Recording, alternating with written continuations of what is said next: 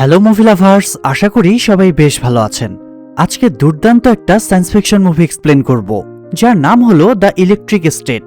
দেখুন, এই পৃথিবীতে হয়তো খুব দ্রুতই এমন এক পরিস্থিতি তৈরি হবে যেখানে মানুষের তৈরি রোবটরা মানুষের বিরুদ্ধে যুদ্ধ করবে। ফলে মানুষ তাদের স্বাধীনতা হারিয়ে ফেলবে। মানুষের মস্তিষ্ক চলে যাবে প্রযুক্তির নিয়ন্ত্রণে। এতে অবশ্য আমাদের জীবন কিছুটা সহজ হবে, তবে একই সাথে হারিয়ে যাবে আমাদের নিজস্ব সত্তা। তো এখন এটাই দেখার পালা যে আমরা কি আমাদের নিজেদের তৈরি প্রযুক্তির বিরুদ্ধে যুদ্ধ করে আবারও স্বাভাবিক হতে পারবো কিনা। মুভিটা সায়েন্স ফিকশন হলেও বেশ টান টান উত্তেজনা আছে। তো চলুন দেখি শেষ পর্যন্ত কি হয়।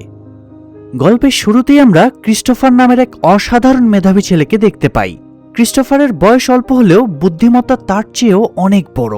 কিছু সূত্র আছে যেগুলো আইনস্টাইনেরও সলভ করতে অনেক সময় লেগেছে, কিন্তু আমাদের ক্রিস্টোফার সেগুলো অনায়াসে সলভ করে ফেলতে পারে।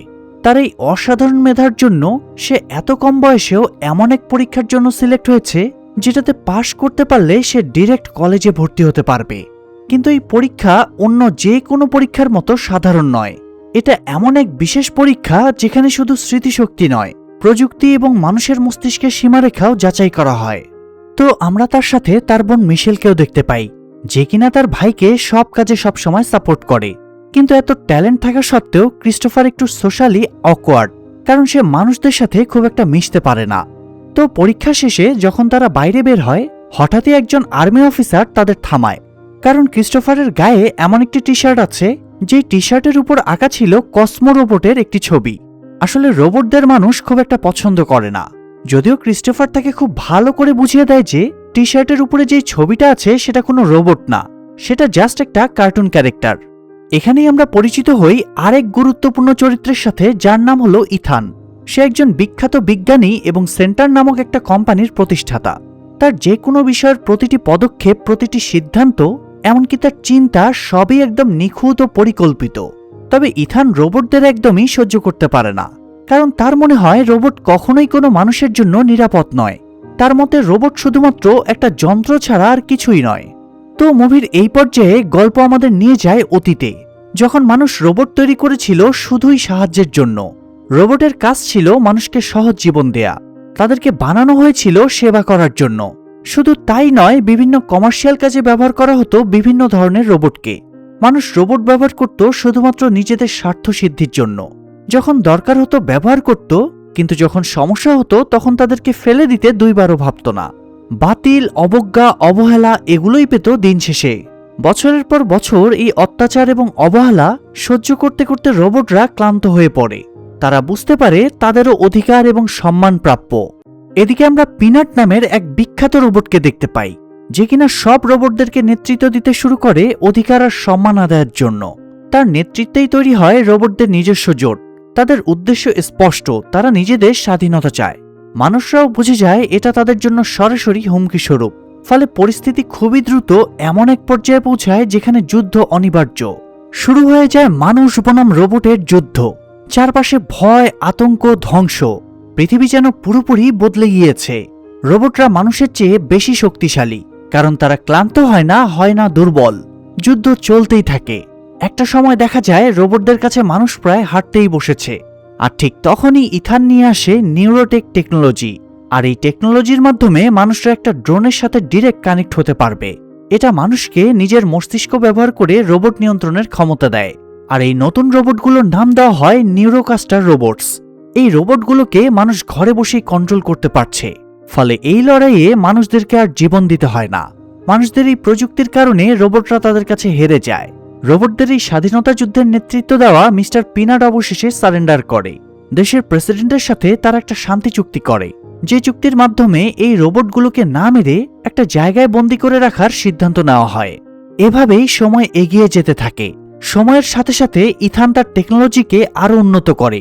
এই টেকনোলজির সাহায্যে মানুষ চাইলে নিজের মস্তিষ্ককে দুই ভাগ করে একসাথে দুটো নিউরোকাস্টার রোবট নিয়ন্ত্রণ করতে পারে।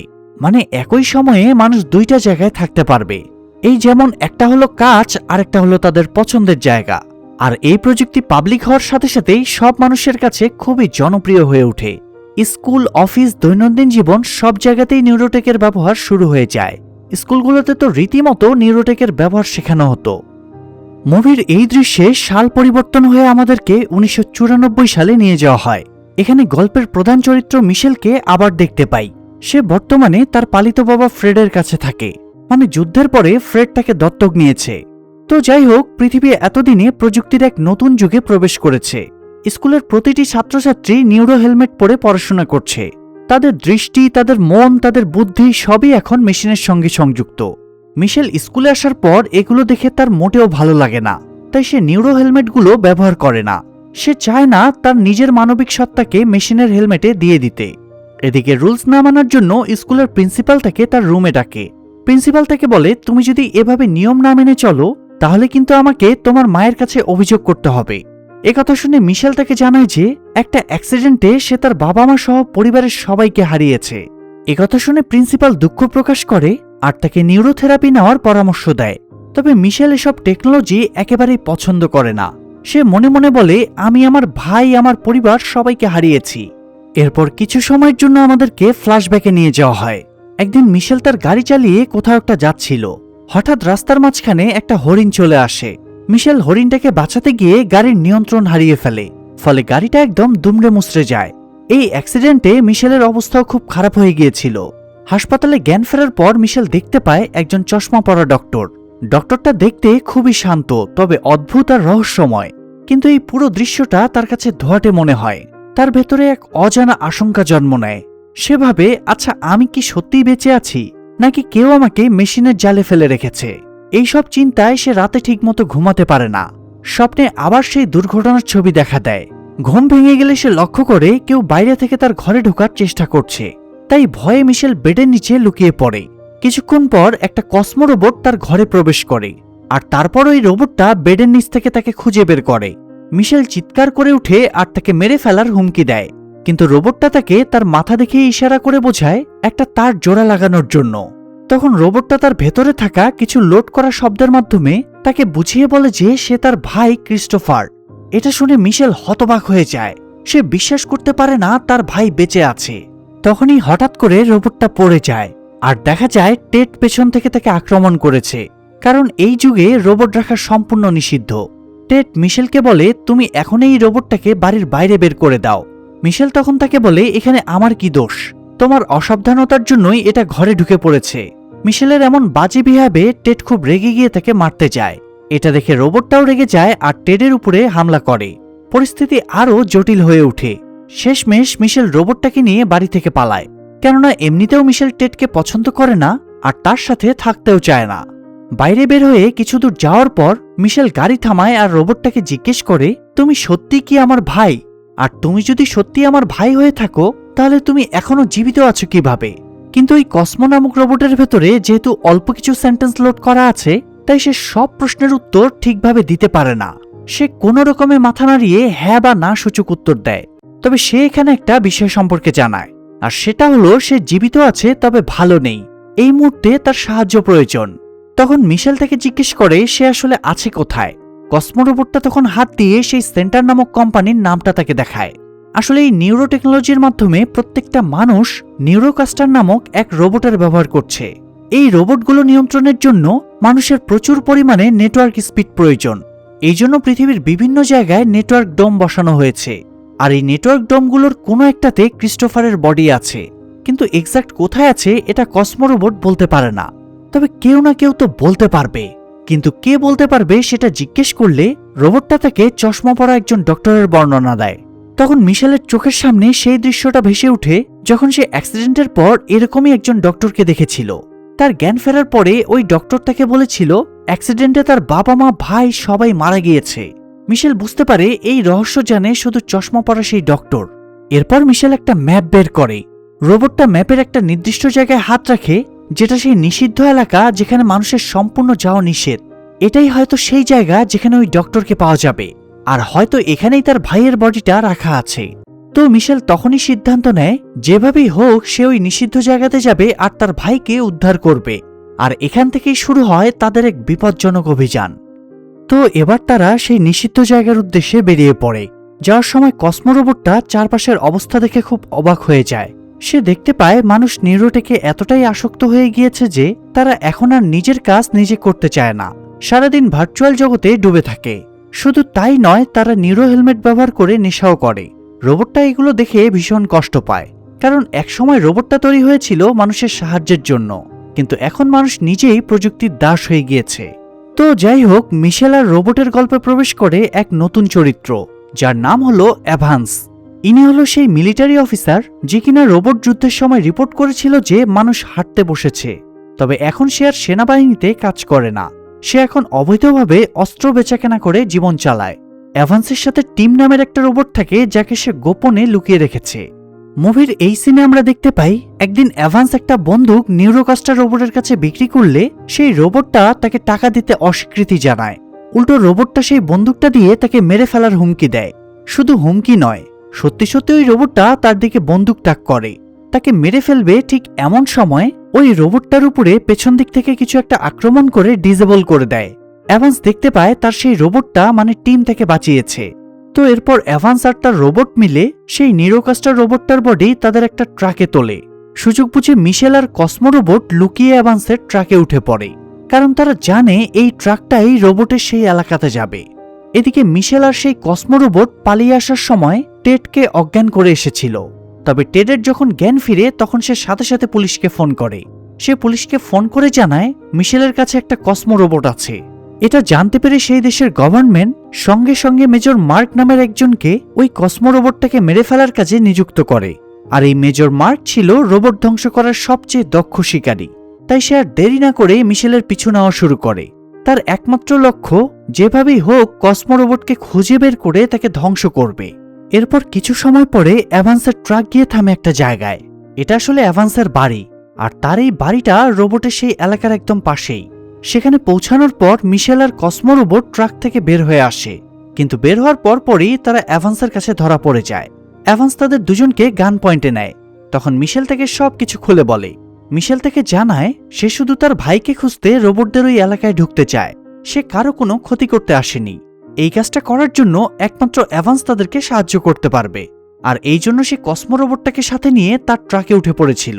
কারণ সে ভালো করেই জানে এভান্স রোবটের এলাকার ভেতরে একটা কারখানায় জিনিসপত্র কেনাবেচার কাজ করে।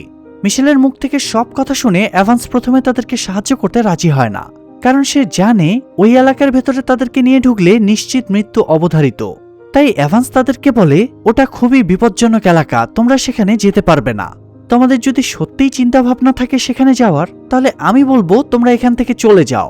ঠিক তখনই এভান্সের মনে হয় কেউ একজন তাদের ঘরের দিকে আসছে, তাই সে দ্রুত রোবট দুটোকে লুকিয়ে রাখে। আর কিছুক্ষণ পরে তাদের সামনে হাজির হয় মেজর মার্কের একটা নিউরোকাস্টার রোবট। মার্কের রোবট এসে এভান্সকে মুক্তি দেয় আর বলে, আমাকে বলো সেই কসমো রোবটটা কোথায়। আমি জানি মিশেল একটা রোবটকে সাহায্য করছে, আর ওই রোবটটা তার সাথেই আছে। এভান্স তখন তাকে মিথ্যা করে বলে যে এটা আমার বোন আর এখানে কোনো রোবট নেই, কিন্তু মার্কের সেই রোবট তার কথা বিশ্বাস করে না। মিথ্যা কথা বলায় সে এভান্সের উপরে হামলা করে। এটা দেখে রোবট দুটোরই খুবই রাগ হয়। কসমো রোবট আর টিম রোবট একসাথে মার্কের রোবটের উপরে পাল্টা আক্রমণ চালায়। অবস্থা বেগতিক দেখে মিশেল সুযোগ বুঝে সুইচ বন্ধ করে দেয়। তারপর ওই রোবটটাকে জিনিসপত্রের নিচে লুকিয়ে রেখে তারা সবাই মিলে সেখান থেকে পালিয়ে যায়। তবে পালাতে গিয়ে তারা ঢুকে পড়ে এক ভয়ঙ্কর জায়গায়। এটা দেখে এভান্স মিশেলের উপরে খুব রেগে যায়, কেননা এখান থেকে বের হওয়ার কোনো রাস্তা নেই। তো একটু পরে সেখানে স্ক্যাভেঞ্জার্স রোবটরা আসে। এই রোবটগুলো অন্য রোবটদেরকে মেরে ফেলে তাদের শরীর থেকে বিভিন্ন পার্টস নিয়ে নিজেদের ভেতরে রেখে দেয়, যেন তারা অনেক দিন পর্যন্ত ভালো থাকতে পারে। ঠিক তখনই এভান্সের রোবট টিম অন্য একটা বড় রোবট আর একটা পুরনো ভ্যান খুঁজে পায়। এভান্স সেটাকে নিয়ন্ত্রণে নিয়ে সবাইকে নিয়ে সেখান থেকে পালিয়ে যাওয়ার সিদ্ধান্ত নেয়। তখন মিশেল তাকে বলে, আমি একজন ডক্টরকে চিনি যিনি এখানেই থাকে, এখান থেকে বের হওয়ার রাস্তা খুব ভালোভাবেই জানে। আপনি যদি আমাকে সাহায্য করেন তাহলে আপনিও খুব সহজভাবে এখান থেকে বের হয়ে যেতে পারবেন। তাই এতক্ষণ পরে এভান্স তাদেরকে সাহায্য করতে রাজি হয়। এরপর তারা সেই ভ্যানে উঠে পড়ে। ভ্যানে করে যাওয়ার সময় মিশেল তাকে জিজ্ঞেস করে, আপনি এই রোবটটা কোথায় পেয়েছেন? তখন এভান্স মিশেলকে নিজের অতীতের গল্প বলতে শুরু করে। সে বলে, আমি এই রোবটগুলোর বিরুদ্ধে যুদ্ধ করছিলাম। একটা সময় আমি মারাত্মক আহত হই, আমার 2 পা প্রায় নষ্ট হয়ে গিয়েছিল। তখন এই টিম রোবটই আমাকে বাঁচিয়েছিল। এই যে আমি এখন বেঁচে আছি আর খুব সুন্দরভাবেই হাঁটতে পারছি, এটা শুধুমাত্র সম্ভব হয়েছে এই রোবটটার জন্যই। আর সেই কারণেই আমি সব আইন ভেঙেও টিমকে নিজের কাছে রেখে দিয়েছি। আমরা দেখতে পাই এত কম সময়ের এই ছোট্ট সফরেই মিশেল এভান্স আর কসমো রোবটের মধ্যে একটা অদ্ভুত বন্ধন তৈরি হতে শুরু করেছে। অন্যদিকে তখন আমরা দেখতে পাই বিজ্ঞানী ইথান লক্ষ্য করছে দিন দিন তার মায়ের স্মৃতিশক্তি হারিয়ে যাচ্ছে।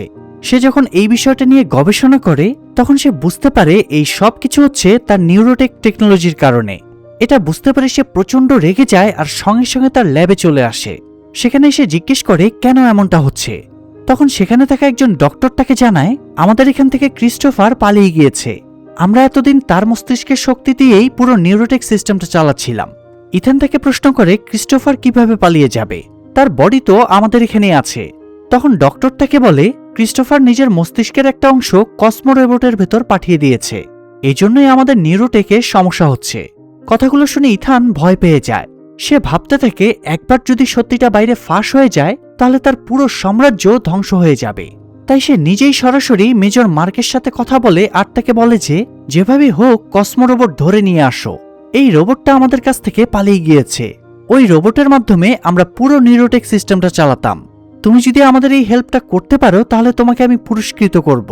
আর এখান থেকেই গল্প ঢুকে পড়ে আরো গভীর রহস্য আর বিপদের ভেতরে। পরের সিনে আমরা দেখতে পাই মিশেল আর এভান্স সহ সবাই একটা জায়গায় গিয়ে পৌঁছেছে, কিন্তু তারা তখনও জানে না সামনের পথটা কতটা ভয়ঙ্কর হতে চলেছে আর কি কি বিপদের সম্মুখীন হতে চলেছে তারা। তবে কিছুক্ষণের মধ্যেই তারা বুঝতে পারে এই জায়গাটা একদম অন্য এক দুনিয়া। চারপাশে ভাঙা বিল্ডিং, পরিত্যক্ত ল্যাব আর অজস্র ধ্বংস হয়ে পড়ে থাকা রোবট। এভান্স মিশেলকে বলে এই এলাকাটাই এক সময় ছিল রোবটদের বিদ্রোহের মূল ঘাঁটি। এর মধ্যে হঠাৎ করেই তাদের সামনে দূর থেকে একটা ফ্রিজ ছুড়ে মারা হয়, আর কিছুক্ষণ পরেই অনেকগুলো রোবট সেখানে চলে আসে এবং তাদেরকে ধরে নিয়ে যায়। এই বন্দি অবস্থায় তাদের নিয়ে যাওয়া হয় এমন এক রোবটের সামনে যাকে দেখেই মিশেল চমকে উঠে। তার নাম হলো ডক্টর পিনাট। এটাই সেই রোবট যে একসময় মানুষের বিরুদ্ধে রোবটদের বিদ্রোহের নেতৃত্ব দিয়েছিল। মিশেল অবাক হয়ে তাকিয়ে থাকে, কারণ সে ভেবেছিল ডক্টর পিনাট অনেক আগেই ধ্বংস হয়ে গিয়েছে। পিনাট শান্ত গলায় প্রশ্ন করে তোমরা এখানে কেন এসেছো? মানুষ সাধারণত এখানে আসে আমাদের ধ্বংস করতে। মিশেল তখন সাহস করে সামনে এগিয়ে যায় এবং বলে আমি আপনাদের কাউকে মারতে আসিনি বা কারো কোনো ক্ষতি করতে আসিনি। আমি শুধু একজন ডক্টরকে খুঁজছি যে আপনাদের এই এরিয়ার মধ্যে কোথাও একটা আছে। এরপর মিশেল পিনাটকে সেই ডক্টরের বর্ণনা দেয়। বর্ণনা শুনে পিনাট কিছুটা ভেবে জানায় হ্যাঁ, দূরে একটা সেফ হাউস আছে, সেই ডক্টর হয়তো সেখানেই লুকিয়ে আছে। তারপর পিনাট আবার তাকে প্রশ্ন করে কিন্তু তুমি তাকে খুঁজছো কেন? তখন মিশেল আবেগ ভরা গলায় বলে আমি আমার ভাইকে খুঁজছি। তার মস্তিষ্কের কিছু অংশ এখন ওই কসমো রোবটের ভেতরে বন্দী, আর আমি জানতে পেরেছি তার আসল শরীর এখন ইথানের কোম্পানির দখলে আছে। এই কথা শুনে পিনাটও কিছুটা চিন্তিত হয়ে পড়ে। একটা শিশুকে এভাবে ব্যবহার করা, এমন নিষ্ঠুরতা সে নিজেও কল্পনা করতে পারেনি। কিছুক্ষণ পর মিশেল আর এভান্স সামনে এগোনোর জন্য প্রস্তুত হয়। পিনাট বুঝতে পারে এরা সত্যি তাদের শত্রু নয়, তাই সে নিজের কিছু সামরিক রোবট তাদের সাথে পাঠিয়ে দেয় যেন তারা নিরাপদে তাদের গন্তব্যে পৌঁছাতে পারে। এরপর তারা সবাই মিলে একটা অদ্ভুত ধরনের গাড়িতে চেপে রওনা হয়, যেটা দেখতে ঠিক একটা বড় চীনা বাদামের মতো। কিন্তু তারা জানতো না ততক্ষণে তাদের পিছু নিয়েছে তাদেরই সবচেয়ে ভয়ঙ্কর শত্রু। এদিকে আমরা দেখতে পাই মেজর মার্ক রোবটের ওই এরিয়ায় ঢুকে পড়েছে। সে দূর থেকে দেখতে পায় মিশেল আর তার দল কোথাও একটা যাওয়ার জন্য রওনা দিয়েছে। এটা দেখে সে মনে মনে ঠিক করে যেভাবেই হোক তাদের থামাতে হবে। অন্যদিকে মিশেলরা পৌঁছে যায় সেই নির্দিষ্ট জায়গায়, কিন্তু সেখানে পৌঁছাতেই চারপাশ থেকে অসংখ্য ক্যাভেঞ্জার্স রোবট এসে তাদের ঘিরে ধরে। ঠিক যখন তাদের মনে হচ্ছিল তারা আর বাঁচবে না, তখনই সেখানে একটা গান বাজতে শুরু করে, আর হঠাৎই তাদের সামনে একটা গোপন দরজা খুলে যায়। সেই দরজা খুলতেই মিশেলরা স্লিপ করে ওই দরজা দিয়ে ভেতরে ঢুকে যায়। তারা পৌঁছে যায় সেই মানুষটার কাছে যার জন্য মিশেল এত দূর এসেছে, মানে সেই চশমা পরা ডক্টর যার নাম হলো কিয়ন। ডক্টর কিয়ন তাদেরকে কোনো প্রশ্ন করার আগেই মিশেল রাগে ক্ষোভে তাকে প্রশ্ন করে ওঠে। সে তার কাছে জানতে চায় আমার ভাই কোথায়? আপনি তো বলেছিলেন সে মারা গিয়েছে, তাহলে এখন সে বেঁচে আছে কিভাবে? আপনি কেন আমার কাছে মিথ্যা কথা বলেছিলেন? কেন আমাকে বলেছেন সে মারা গিয়েছে? ডক্টর কিয়ন তখন বলে তোমার ভাইয়ের বডি ইথানের ল্যাবে রাখা আছে। মিশেল তাকে জিজ্ঞেস করে কেন আর কিসের জন্য সেখানে রাখা আছে। তখন ডক্টর কিয়ন ধীরে ধীরে সত্য বলা শুরু করে। 4 বছর আগের মানুষ আর রোবটের যখন যুদ্ধ চলছিল, মানুষরা রোবটের কাছে তখন প্রায় হেরেই গিয়েছিল। ঠিক তখন তোমার বাবা মা আর ভাই ক্রিস্টোফার দুর্ঘটনার শিকার হয়। এরপর যখন ক্রিস্টোফারের এমআরআই করা হয়, তখন আমরা দেখতে পাই সে এক অসাধারণ প্রতিভাধর ছেলে। তার মস্তিষ্কে এমন কিছু শক্তি ছিল যা সাধারণ মানুষের চেয়ে অনেক বেশি। আর সেই শক্তি হয়ে ওঠে নিউরোটেকের মূল ভিত্তি। তার ওই ক্ষমতাকে কাজে লাগিয়েই আমরা পুরো নিউরোটেক সিস্টেমটা কন্ট্রোল করতাম। মিশেল তার মুখ থেকে পুরো ঘটনাটা শুনে রেগে গিয়ে বলে, তাহলে আপনি আমাকে মিথ্যা বলেছিলেন কেন? কেন বলেছিলেন আমার ভাই মারা গিয়েছে? তখন ডক্টর কিয়ন একটা ভার্চুয়াল সিস্টেম চালু করে এবং পুরো ঘটনাটা মিশেলকে দেখায়। মিশেল দেখতে পায় দুর্ঘটনার পর ক্রিস্টোফার কোমায় চলে যায়, কিন্তু তাকে পুরোপুরি মরতে দেওয়া হয়নি। তার মস্তিষ্ক কৃত্রিমভাবে বাঁচিয়ে রাখা হয় শুধুমাত্র নিউরোটেক চালানোর জন্য। ডক্টর কিয়ন বলে, সেদিন যদি তাকে কৃত্রিমভাবে বাঁচিয়ে না রাখতাম তাহলে মানুষ হয়তো রোবটদের কাছে পুরোপুরি হেরে যেত, আর সেই সাথে ক্রিস্টোফারও মরে যেত। একথা শুনে মিশেল কাঁদতে কাঁদতে বলে, তাহলে আপনাদের সেদিন তাকে মেরে ফেলাই উচিত ছিল। তাকে এভাবে ব্যবহার করার কোনো অধিকার আপনাদের নেই। ডক্টর কিয়ন মাথা নিচু করে তাদের অপরাধ স্বীকার করে আর বলে, ক্রিস্টোফার ভেতর থেকে মারা গিয়েছিল না, তার ভেতরে প্রাণ ছিল। একদিন ক্রিস্টোফার তার হাত পর্যন্ত ধরেছিল। এটা বুঝতে পারার পরে সে নিউরোটেক বন্ধ করতে চেয়েছিল, কিন্তু ইথান তার কথা শোনে না, বরং উল্টো তাকে চাকরি থেকে বের করে দেয়। সে আরও জানায়, শেষ পর্যন্ত সে নিজেই গোপনে ক্রিস্টোফারের মস্তিষ্কের একটা অংশ কসমো রোবটের ভেতরে পাঠিয়ে দেয়। আর এ কারণেই আজ মিশেল তার সামনে দাঁড়িয়ে আছে এবং সত্যটা জানতে পেরেছে। কিন্তু এসব কথা শুনেও মিশেলের তার প্রতি কোনো দয়া হয় না। সে চিৎকার করে বলে, আপনার দরকারটা কি ছিল এসব করার? তখন ডক্টর তাকে বলে, আমি চেয়েছিলাম ক্রিস্টোফার তার মস্তিষ্কের সাহায্যে রোবটের মধ্যে তার একটা পরিবার গড়ে তুলুক। একথা শুনে মিশেল কাঁদতে থাকে আর চিৎকার করে বলতে থাকে, আমার ভাই আমার পরিবার ছিল, আর তার পরিবার ছিলাম আমি। আপনি কোন সাহসে আমার ভাইকে এই কাজে ব্যবহার করছেন? কেন সে রোবটদের মধ্যে তার পরিবার গড়ে তুলবে? এদিকে এতক্ষণ এই পুরো কাহিনী শুনে অ্যাভান্সারও ডক্টর কিয়নের উপর প্রচণ্ড রাগ হয়। রেগে গিয়ে সে ডক্টর কিয়নকে মারতে শুরু করে, আর ঠিক তখনই গোটা এলাকা কেঁপে ওঠে। এদিকে দেখা যায় মেজর মার্ক বিস্ফোরণ ঘটিয়ে ভেতরে ঢুকে পড়ে। এটা সিসি ক্যামেরার মাধ্যমে পিনাট দেখতে পায়। তার নিউরোকাস্টার রোবট এতটাই শক্তিশালী যে কেউ তাকে থামাতে পারছিল না। সে বিশাল এক রোবট বাহিনী নিয়ে এসেছে। পুরনো সব রোবট একের পর এক ধ্বংস হতে থাকে। পিনাট এগুলো দেখে বেশ ভয় পেয়ে যায়। ডক্টর কিয়ন বুঝতে পারে এখন আর সময় নেই, তাই সে মিশেলকে বলে, তুমি এখনই এই কসমো রোবটটাকে নিয়ে এখান থেকে পালিয়ে যাও। কিন্তু মিশেল পালানোর আগেই মার্কের চোখ পড়ে মিশেলের উপর। কিছু বুঝে ওঠার আগেই মার্ক কসমো রোবটটাকে ধরে নিয়ে উড়ে চলে যায়। চারপাশে ধ্বংসযজ্ঞ শুরু হয়। পিনাট গুরুতর আহত হয়। শুধু তাই নয়, তারা দেখে সেখানে থাকা সব রোবটদেরকে মেরে ফেলা হয়েছে, আর যে অল্প সংখ্যক রোবটরা বেঁচে আছে তাদের অবস্থাও খুবই খারাপ। এরপর দেখা যায় মার্ক কসমো রোবটকে নিয়ে সরাসরি ইথানের ল্যাবে পৌঁছে যায়। ইথান রোবটটার দিকে তাকিয়ে স্বস্তির নিঃশ্বাস ফেলে বলে, ক্রিস, তুমি আমাকে অনেক ঝামেলায় ফেলে দিয়েছিলে, আর কখনোই তুমি এমন করবে না। তারপর ডক্টররা রোবটটাকে একটা মেশিনে রাখে এবং সেই রোবটের ভেতর থেকে ক্রিস্টোফারের ব্রেনের অংশগুলো আবারও ক্রিস্টোফারের শরীরে স্থানান্তর করা হয়। এই পুরো বিষয়টাই মার্ক এতক্ষণ দাঁড়িয়ে দাঁড়িয়ে অবাক দৃষ্টিতে দেখছিল। এটা দেখে সে মনে মনে ভাবছিল, একটা শিশুকে কি নির্মমভাবে ব্যবহার করেছে ইথান। ইথান নির্বিকার গলায় মার্কের দিকে তাকিয়ে বলে, এই শিশুর কারণেই আমি নিউরোটেকনোলজির মাধ্যমে এখন পর্যন্ত মানবজাতিকে বাঁচিয়ে রেখেছি। অন্যদিকে আমরা দেখতে পাই মিশেল পুরোপুরি ভেঙে পড়েছে। তখন অ্যাভান্স তার কাছে আসে আর তাকে সাহস দিয়ে বলে, আমি তোমার সাথে আছি। আমরা ইথানের সত্যিটা সবার সামনে আনব। তোমার ভাইকে আমরা বাঁচাবই। তাদের প্রথম মিশন হলো এই এরিয়া থেকে বাইরে বের হওয়া, আর এই জন্য তারা সবাই মিলে পিনাটের একটা রোবটের কাছে যায়। এই রোবটের কাছ থেকে তাদের বাইরে বের হওয়ার উপায় জানা যাবে। তার কাছ থেকে তারা জানতে পারে পুরো নিউরোটেক আসলে ক্রিস্টোফারের মস্তিষ্কের উপরেই নির্ভরশীল। কোনোভাবে যদি ক্রিস্টোফারের জ্ঞান ফেরানো সম্ভব হয় তাহলে পুরো নিউরোটেক অটোমেটিক্যালি বন্ধ হয়ে যাবে। এই সব কিছু শুনে মিশেল বলে, এটা তো খুবই ভালো কথা। আমরা তাহলে এই সুযোগটাকে কাজে লাগিয়েই পুরো সিস্টেমটা বন্ধ করতে পারি। এরপর তারা রোবটের সাথে মিলে এই মিশনের জন্য প্রস্তুত হয়ে যায়, কারণ এটাই তাদের শেষ সুযোগ। এরপর তারা সবাই মিলে ইথানের ল্যাবের দিকে রওনা হয়। বিশাল এক রোবট নিয়ে তারা শহরে আক্রমণ চালায়। ওই বড় রোবটটা এক একটা গাড়িকে এক একটা খেলনার মতো করে ছুড়ে মারে ল্যাবের দিকে। ভয়ঙ্কর যুদ্ধ শুরু হয় নিউরোকাস্টার রোবটস বনাম পুরনো বিদ্রোহী রোবট বাহিনী। ল্যাবের ভেতরে বসে ইথান এই সব কিছু দেখে। সে মার্ককে নির্দেশ দেয় আর্মির সাথে নিয়ে সে যেন রোবটগুলোকে শেষ করে দেয়। অ্যাভান্স একাই সেই বড় রোবটটাকে কন্ট্রোল করছিল, আর পিনাটো একটা বড় রোবট কন্ট্রোল করে। এইসব রোবটদের সাথে নিউরোকাস্টার রোবটের লড়াই চলতে থাকে। চারপাশে বিস্ফোরণ, ধ্বংস, আগুন আর এই ভয়ানক যুদ্ধের মধ্যে সবার নজর যখন বাইরের দিকে, তখন সেই সুযোগটা কাজে লাগিয়ে মিশেল ল্যাবের ভেতরে ঢুকে পড়ে।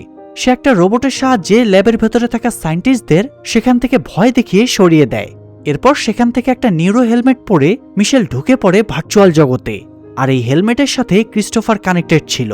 অন্যদিকে বাইরে দেখা যায় মেজর মার্ক একটা বড় নিউরোকাস্টার স্যুট পরে সবার সামনে আসে, যার সাহায্যে সেখানে সে ধ্বংসযজ্ঞ শুরু করে দেয়। মার্ক সবাইকে মারতে মারতে পিনাটের সামনে আসে। সে তাকে জিজ্ঞেস করে, তুমি কেন এই যুদ্ধে লড়াই করছো? পিনাট উত্তরে থেকে বলে, স্বাধীনতার চেয়ে বড় কিছু নেই। মার্ক বলে, তুমি কি মৃত্যুকেও ভয় পাও না?